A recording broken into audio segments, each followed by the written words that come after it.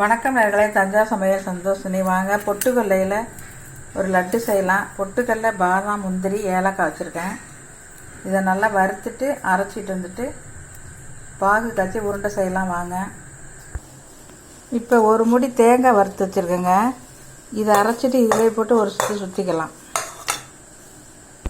இப்போ நம்ம தேங்காய் போட்டு இதை அரைச்சிட்டு வந்தாச்சுங்க. இந்த பாவு காய்ச்சி வச்சுருக்கேன் பாருங்கள்.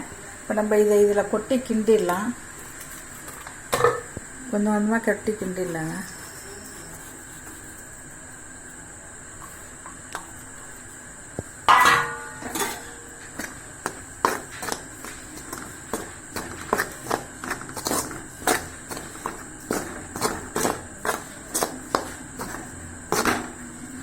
அடுப்பை ஆஃப் பண்ணிடலாம். இதே ஆறணுன்னா உருண்டை பிடிச்சிடலாங்க. சூப்பராக இருக்கும். இப்போ வாசமாக அடிக்குது. செம்ம டேஸ்டியாக இருக்கும். ஹெல்த்தியானது.